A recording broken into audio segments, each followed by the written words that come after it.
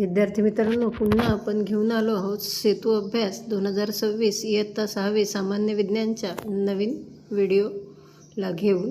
यामध्ये आज लक्षणे सजीवांची बीजांकुरण 1 आणि लक्षणे सजीवांची बीजांकुरण 2, लक्षणे सजीवांची वनस्पतीची हालचाल ही दिवस 12, 13 व 14.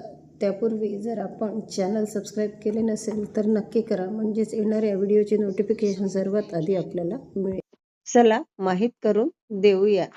या ठिकाणी एक कृती दिलेली आहे. अ कुंडीमध्ये कडधान्याच्या काही बिया टाकल्या आणि ब कुंडी तशीच खोलीत ठेवली. ब या कुंडीत माती, जैविक खत मिसळून टाकले. त्यात कडधान्याच्या काही बिया टाकून मातीने झाकल्या आणि माती भिजेल इतपत पाणी दिले. ती कुंडी सूर्यप्रकाशात ठेवली आणि त्यानंतर काय घडेल ते आपल्याला निरीक्षण करून लिहायचं आहे. अ कुंडी कडधान्याच्या बियांना माती, पाणी आणि सूर्यप्रकाश मिळाला नाही, त्यामुळे बियांची अंकुरण होणार नाही, बिया वाढणार नाही व झाड उगवणार नाही. ब कुंडीमध्ये माती, जैविक खत, पाणी आणि सूर्यप्रकाश मिळाल्यामुळे बियांचे अंकुरण होईल, त्यातून निरोगी रोप उगवेल, त्याची चांगली वाढ होईल.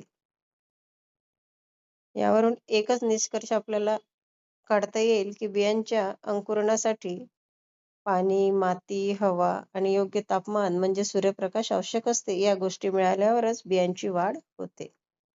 दुसरे एक चित्र आपल्याला या ठिकाणी दिसतंय. त्यामध्ये असे का ते सांगा. घरात साठवलेले अन्नधान्य कोणताही बदल न होता वर्षभर टिकते, परंतु तेच अन्नधान्य बियाणे म्हणून पेरल्यानंतर ते उगवून येते. असे का होते हे आपल्याला निरीक्षणावरून सांगायचं आहे. घरात साठवलेले अन्नधान्य खाण्यासाठी असल्याने ते कोरडे ठेवले जाते, त्यामुळे त्यात बदल होत नाही.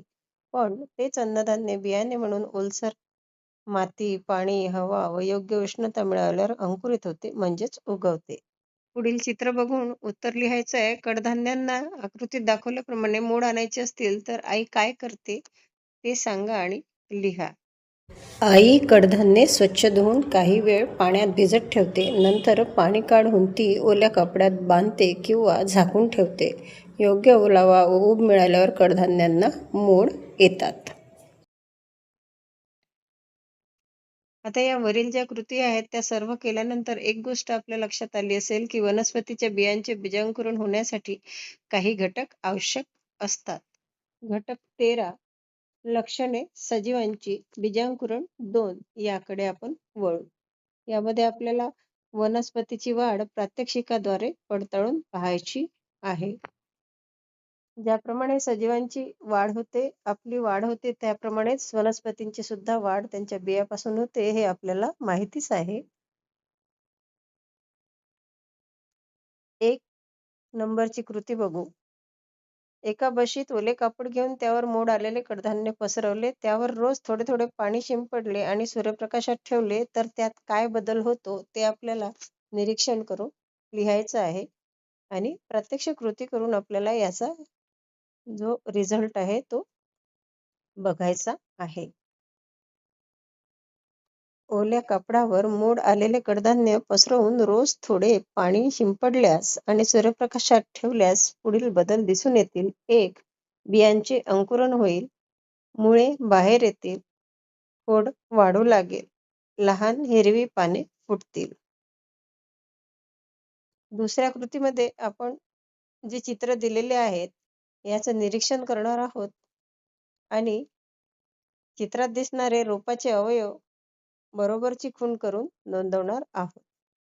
चित्र क्रमांक 1 मध्ये आपल्याला मूळ आलेलं दिसेल, पान, फूल, फळ आलेलं नाही, म्हणून तिथे आपल्याला बरोबरची खूण करायची आहे. त्यानंतर दुसऱ्या चित्रामध्ये मूळ आणि पान हे 2 अवयव दिसत आहेत, फूल आणि फळ आलेलं नाही.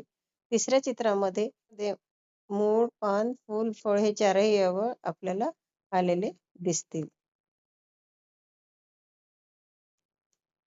पहिल्या चित्रामध्ये बियापासून अंकुर फुटला असून मूळ तयार झालेले आहेत. दुसऱ्या चित्रामध्ये रोप वाढले असून मूळ आणि पाने विकसित झाली आहेत आणि तिसऱ्या चित्रामध्ये झाड पूर्ण वाढले असून त्याला फुले, फळे आली आहेत. अक्षरा आणि अक्षय यांनी लहानपणी त्यांच्या घराजवळ एक झाड लावले होते. शाळेत असताना आणि कॉलेजमध्ये असताना त्यांनी झाडाबरोबर फोटो घेतले. वरील फोटोंचे निरीक्षण करून झाडामध्ये झालेला बदल लिहा. लहान रोपाचे मोठ्या झाडात रूपांतर झाले.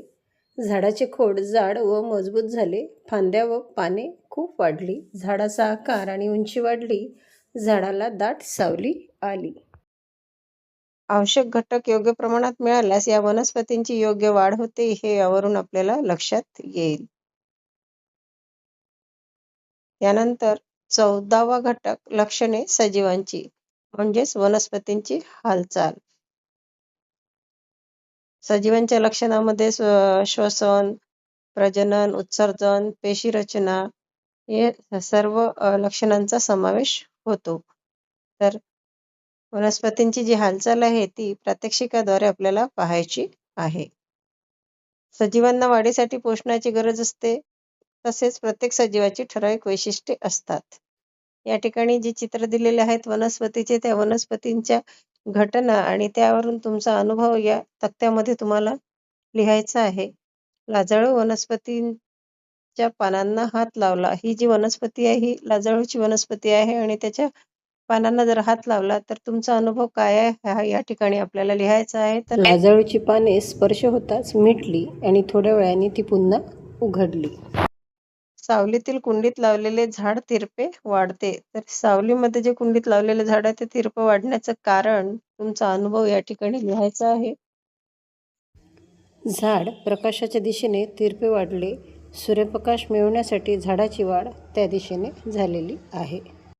हर्षदाने परसबागेत काही वेली लावल्या होत्या. त्यांची वाढ झाल्यानंतर खांबाच्या आधारे वेली वरवर चढून त्यांचा छान मांडव तयार झाला.